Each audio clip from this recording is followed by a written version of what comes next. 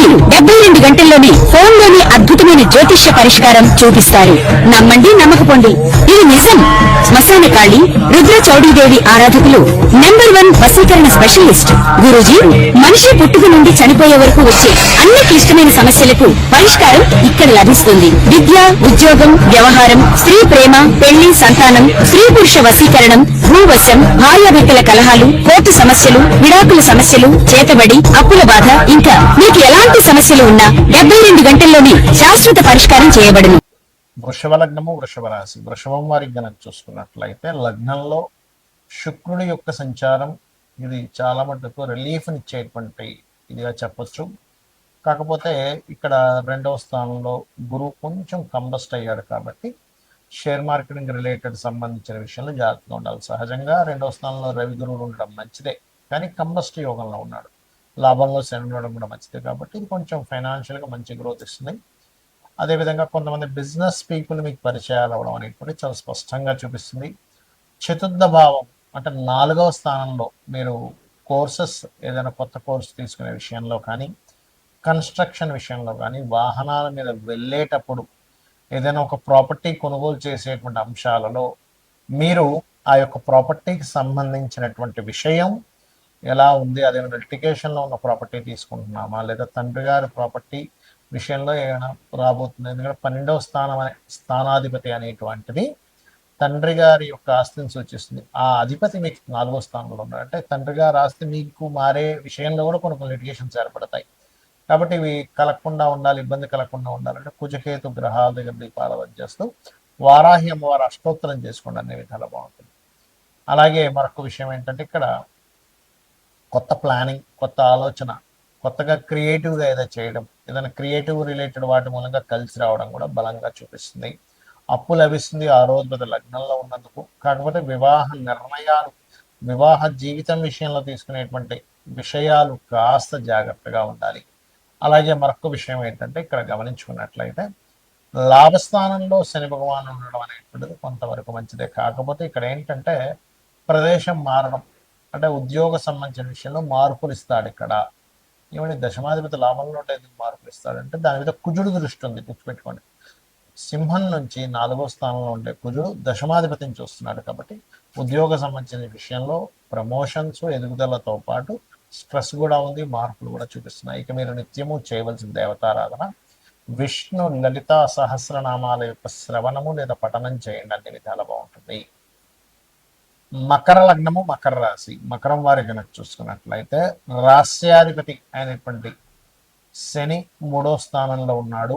ఈ 3వ స్థానంలో ఉండేటువంటి శని ఎవరైతే ఉన్నారో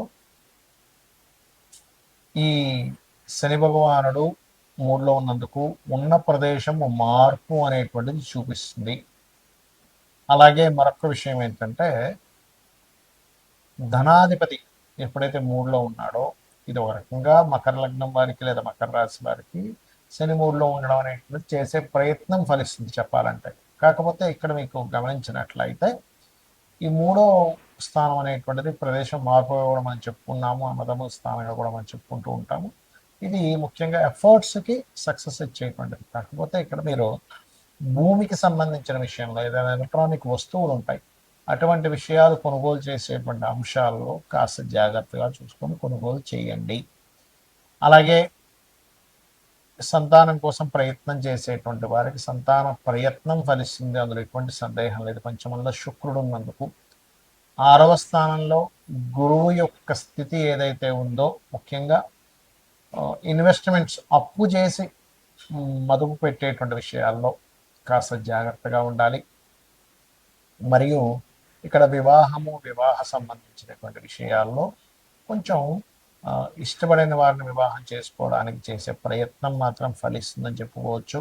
మరియు దీంతో పాటు ఈ యొక్క మకరం వారికి దశమ స్థానాధిపతి ఎప్పుడైతే 5వ స్థానంలో ఉన్నాడో క్రియేటివ్ ఫీల్డ్స్, కళారంగాలకు సంబంధించిన, బ్యూటీ రిలేటెడ్ సంబంధించిన ఉద్యోగ అవకాశాలు చేజిక్కించుకుంటారు. మరియు మీరు నిత్యము చేయవలసిన దేవతారాధన ఇక్కడ కనుక చూసుకున్నట్లయితే 6వ స్థానంలో ఉండే గ్రహాల యొక్క స్థితి, ముఖ్యంగా ఇన్వెస్ట్మెంట్స్ అప్పులు చేసి పెట్టడం వల్ల వచ్చే ఇబ్బంది నుంచి మీరు బయటపడాలి అంటే ఎక్కువగా మీరు లలిత సహస్రనామాలు చేస్తూ అందులో ముఖ్యంగా ఓం అపర్ణాయై నమః అనే నామస్మరణ చేయండి. కాస్త వాహనాల మీద లేకపోతే కూడా అష్టమంలో పూజకేతులు ఉన్నారు కాబట్టి వాహనాల మీద వెళ్ళేటప్పుడు కాస్త జాగ్రత్తగా వెళ్ళండి. పూర్వీకుల ఆస్తులకు సంబంధించిన విషయాలు, తాతగారి ఆస్తికి సంబంధించిన విషయంలో తొందరపాటు నిర్ణయాలు పనికిరావు. చాలా మంది రెండు రకాల భయాలు ఎక్కువ పెంచుకుంటారు. ఒకటి ఏలినాడు శని, అర్ధాష్టమి శని, అష్టమ శని అనే శని ప్రభావం. రెండోది కాలసర్ప యోగం. ఇక్కడ ఒకటే గుర్తుపెట్టుకోండి, కాలసర్పము యోగం అనేటువంటిది ఏదైతుందో జన్మజాతకానికి అసలు అప్లై చేయకూడదు. అది కాలంలో జరిగే అంశాలు. ఇప్పుడు చూడండి, కాలసర్ప యోగంలో ఉన్నందుకే యుద్ధాలు కానివ్వండి, విమాన ప్రమాదాలు కానివ్వండి, ఇటువంటి వాహన సంబంధించిన ప్రమాదాలు కానివ్వండి, లేకపోతే మనకి మీరు గమనించినట్లయితే కొన్ని కొన్ని దేశాల మధ్యన కానివ్వండి, సునామీలు కానివ్వండి, కరోనా ఇట్లాంటివన్నీ కాలసర్ప యోగంలో వస్తాయి. అంటే కాలానికి ఈ దేశానికి ఇలాగా చెప్పడానికి మాత్రమే. కేవలం సహజంగా ఉండే సర్పదోషాలు వాటికి కూడా పెద్దగా టెన్షన్ పడకుండా రావి చెట్టుకి ప్రదక్షిణం చేసుకోవడము, అక్కడ ఉండేటువంటి సర్పాల మీద పాలు లేనట్లయితే పసుపు నీళ్ళు వేయడం, లేదా సర్ప ప్రతిష్ఠ చేసుకోవడం ద్వారా ఖచ్చితంగా తొలగిపోతుంది. అంతగా భయం వేస్తుందండి, నాకు కాలసర్ప యోగం వల్ల అన్నీ ఆగిపోతున్నాను, మీకు ఇన్నర్ ఫీలింగ్ ఉంటే కాళహస్తికి వెళ్ళరండి. ఈశ్వరానుగ్రహం ఉంటే ఖచ్చితంగా ఏ దోషమైనా పోతుంది. ఇక ఏలినాడ్స్ అనే విషయంలో కూడా చాలా మందికి ఏంటంటే, ఏలినాడ్స్ అని ఉంటే ఏమీ పనికిరాదు అనుకుంటారు. నేను చాలా వీడియోలో చెప్పాను, అయ్యా ఏలినాడ్స్ అనే సమయంలో సీఎంలు పిఎంలు అయిన వారు ఉన్నారు. నరేంద్ర మోడీ గారు కూడా ఏలినాడ్స్ లోనే పిఎం అయ్యారు, అర్ధాష్టంలోనే కంటిన్యూ అయ్యారు. మోడీ గారి దగ్గర నుంచి మనకి చంద్రబాబు నాయుడు గారు, స్వర్గీయ ఎన్టీ రామారావు గారు, జగన్ గారు అందరూ కూడా ఏలినాడు శనిలోనే సీఎంలు పిఎంలు అయిన వాళ్ళు అని చెప్పి. కాబట్టి ఈ ఏలినాడు శని గురించి పెద్దగా మీరు భయపడకండి. కేవలం స్లో అవుతుంది. మనం దాన్ని కొంచెం ఎక్కువ పెట్టుకునేసరికి దీనివల్ల అవ్వట్లేదేమో అన్నదే మైండ్లో పెట్టుకొని తింటూ ఉంటాం. దీనికి ఏమీ లేదు, చక్కగా గోవుకి బెల్లం తినిపించడము, అదేవిధంగా కాస్త శ్రమించడం, ఎక్కువ నిద్రపోకుండా పోస్ట్ పోన్ చేయకుండా కింద వారిని, కింద స్థాయి వాళ్ళని గౌరవించడం చేస్తుంటే ఏలినాడు శని ప్రభావం తగ్గుతుంది. ఎందుకంటే కార్మికులకి కర్షకులకి కారకుడు.